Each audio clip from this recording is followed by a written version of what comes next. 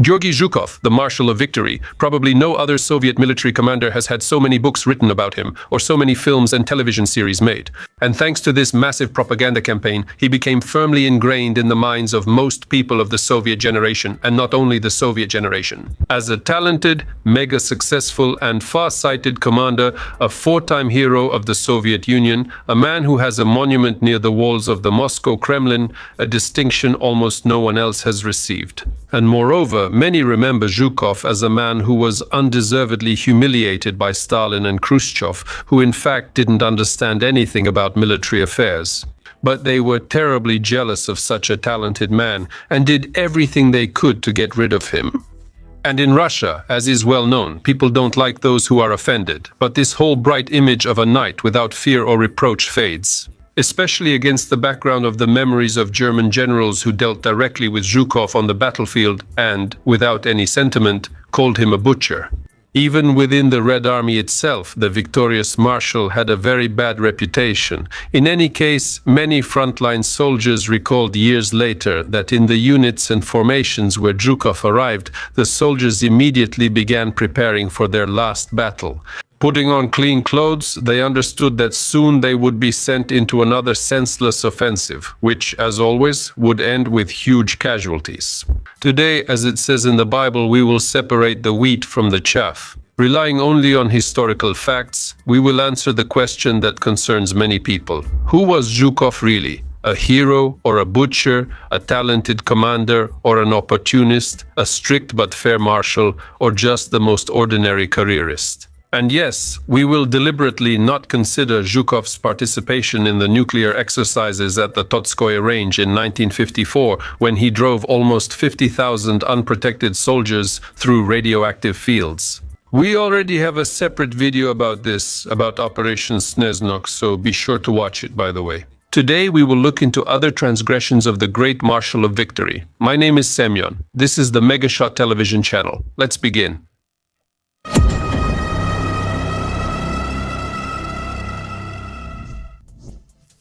Every general has his own cemetery. For the sake of fairness, it should be noted that world history knows many cases when commanders made wrong or unfounded decisions, which later led to unjustifiably large losses among soldiers. Not just in Russia, where, as is known, women will always give birth to more soldiers. For example, in 1917, French General Nivelle launched one of the largest offensives of the First World War, which ultimately ended in complete failure. Not a ruble, but a blow worth a kopeck. But the main result of this failure was the enormous losses by the standards of that time. At least 180,000 French and 160,000 British soldiers, and this was despite the Germans losing only half as many. Realizing that all their efforts were in vain, the soldiers began to refuse to obey orders, left the trenches, seized trucks and trains to head for Paris. The mutiny spread to 54 divisions, and 20,000 soldiers deserted. Moreover, the wave was closing in, and the time of strikes had come at military and metallurgical factories in France. Order was restored only after a decree was issued introducing the death penalty for refusing to obey. Or, for example, during the years of World War II, in August 1944, American General Patton, while storming the well-fortified city of Metz in northern France, lost almost 50,000 men. Further analysis determined that the main reason for such losses was the stubbornness of the command and Patton's unwillingness to admit his mistakes and change the original plan of action. He simply did not want to lose face, pride and selfishness. Or here's another example from very recent military history. In 2004, during the Iraq War, there was the assault on the city of Fallujah, where insurgents and Islamist militants were entrenched. American and British troops suffered unnecessary losses that could have been avoided if the command had abandoned the idea of massive frontal assaults and used the well-proven infiltration tactics. So war often put commanders in front of difficult choices, and lost human lives became bargaining chips in the pursuit of questionable goals. It's no wonder they say that every general, like every surgeon, has his own cemetery. It's a fair remark, however, when such decisions are made systematically, without any justification, no conclusions are drawn from calculations, and no mistakes are acknowledged. And accordingly, the number of casualties grows with each battle. Then one should wonder, isn't the nickname Butcher actually fair when it comes to this incompetent commander? The year 37 is associated with the beginning of the mass Stalinist repressions, which is what we strongly associate with the year 37. Zhukov held secondary positions within the structure of the Red Army. In any case, his service record did not include any important or dangerous assignments that would have helped him stand out from the crowd and move from being just a soldier to becoming a military commander. But the terrible Stalinist terror, strangely enough, became a social elevator for many junior and mid-level commanders who were eager to reach the very top of the army hierarchy, but only a few actually used this elevator. For the most part, they were cowardly and self-serving careerists, ready to stab their colleagues or direct superiors in the back. The future Marshal of Victory was no exception. It is not known for certain, but most historians agree that at one time Zhukov wrote a denunciation against the future Marshal Rokossovsky, accusing him of spying for the Polish and Japanese intelligence services. The fact is that Rokossovsky was an experienced commander who had fought in the Civil War, and by that time he held the position of commander of the 5th Cavalry Corps in Pskov. He had more years of service than Zhukov and was considered one of the promising military leaders. Zhukov, on the other hand, was just beginning to rise in his career. Therefore, there is a high probability that he decided to get rid of his rival in the way that was traditional at that time, by denouncing him. Be that as it may, in August 1937, Rokossovsky was arrested and Zhukov's career suddenly took off. He was promoted ahead of schedule and out of turn to the rank of division commander, which was equivalent to lieutenant general. As for Rokossovsky, the People's Commissariat for Internal Affairs investigators tortured him with particular cruelty and malice. They knocked out 9 of his teeth, broke 3 of his ribs, hit his toes with a hammer, and sometimes took him out into the yard, blindfolded him, and fired blanks. But Rokossovsky never broke and didn't sign anything, which was rare during the Stalinist repressions. But an even greater rarity was Rokossovsky's sudden release in March 1940 and his reinstatement in the army. Historians link this to the intervention of the then People's Commissar of Defense, Semyon Timoshenko, as well as the Union of Soviet Socialist Republics' defeat in the war with Finland, which demonstrated a shortage of experienced commanders. The irony of fate is that Rokossovsky later caught up with Zhukov in his career and also became a Marshal of the Soviet Union. And by the way, he was one of the first to call him a butcher in private conversations, even before Guderian and Manstein did, and he did it openly. Rokossovsky repeatedly directly accused Zhukov of thoughtlessly sacrificing soldiers' lives for the sake of questionable goals. Mentions of such disputes can be found in the memoirs of many Soviet military commanders. What about those praised victories? Soviet propaganda promoted Zhukov so much that it credited him with almost all the well-known victories.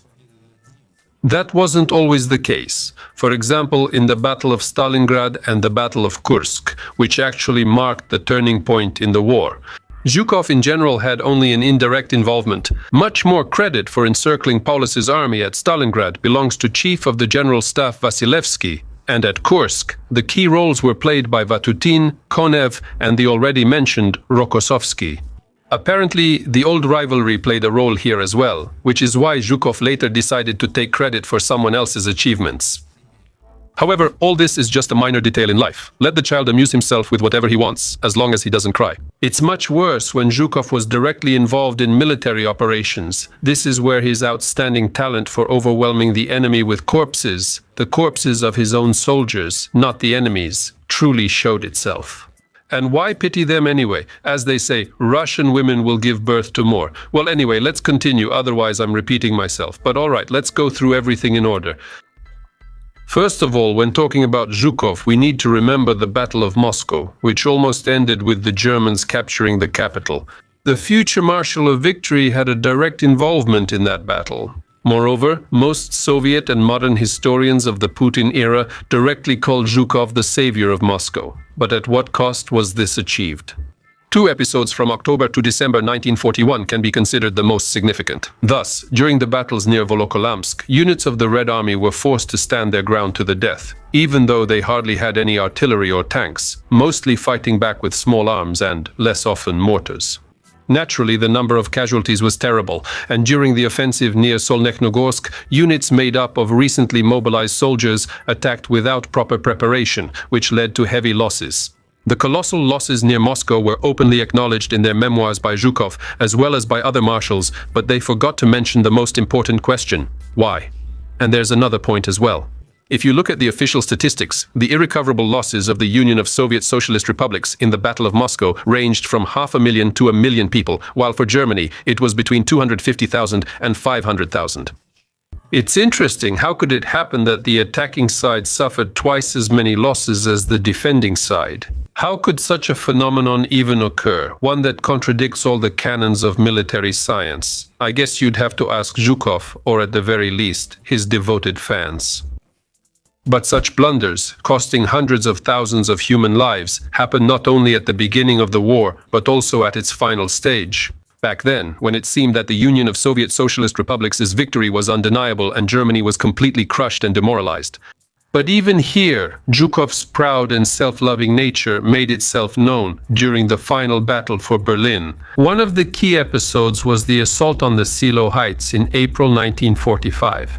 And then the Marshal of Victory, who at that time was the commander of the First Belarusian Front, began the most direct frontal assaults. Despite the powerful German fortifications and the possibility of bypassing them from the flanks, the assault on the Silo Heights cost the Red Army tens of thousands of lives. Estimates range from 30 to 70,000 killed and wounded in just a few days, and this was when the war was already practically won. Apparently, the key role here was the desire to capture Berlin faster than the British and Americans, as well as the rivalry with Konev and Rokossovsky, who commanded the First Ukrainian and Second Belarusian fronts, respectively. This is how the priority of speed over human life shows itself. I was killed near Rzhev, but all these battles pale in comparison to one single battle, after which you definitely can't help but call Zhukov a butcher. We're talking about the Rzhev Vyazma operation, or the Battle of Rzhev, or the Rzhev meat grinder, as people called it. Throughout all of 1942, Soviet troops senselessly assaulted well-fortified enemy positions, losing almost 1 million people killed, wounded, and missing in action. And most importantly, they completely failed to achieve their strategic objectives.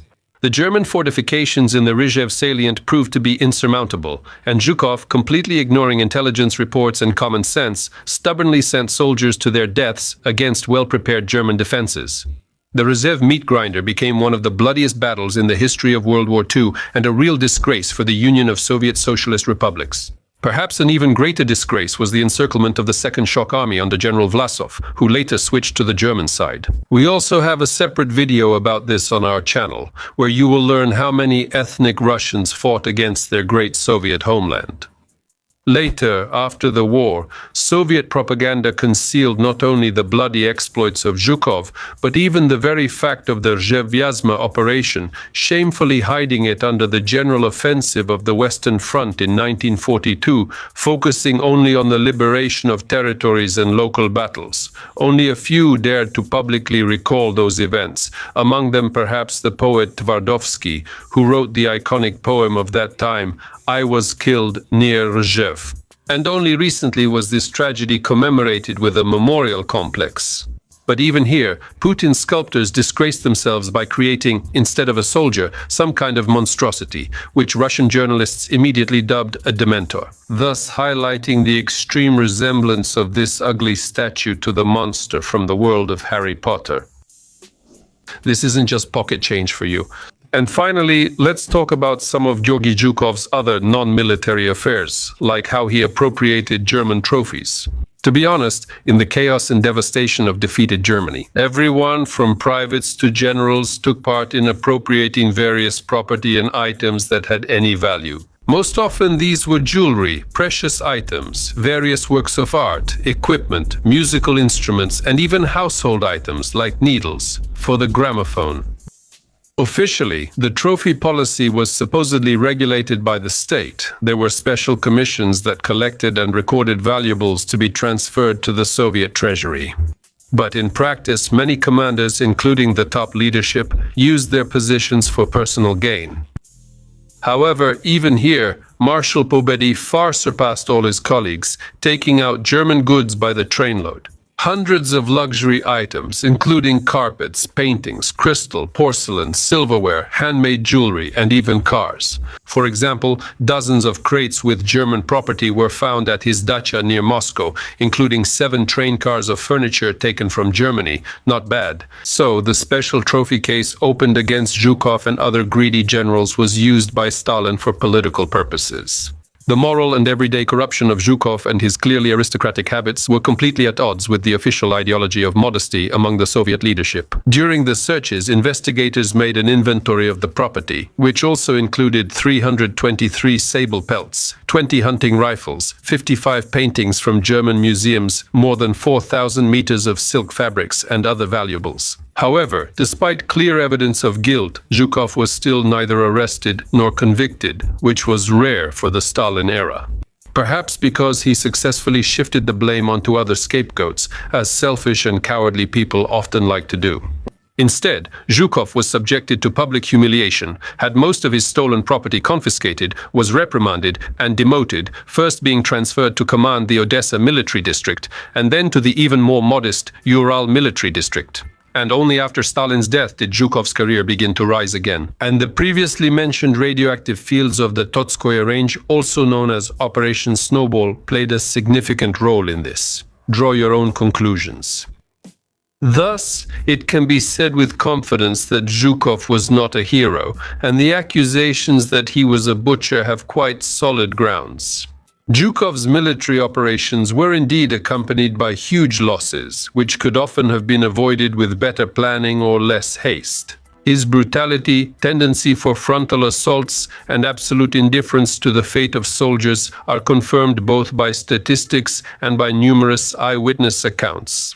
Of course, one could say that pressure from Stalin, the weakness of the Red Army in the early years of the war, the need for quick victories, and the very totalitarian nature of the Soviet system partly explain his actions. But this does not change the fact that Zhukov was willing to sacrifice hundreds of thousands of lives for the sake of results.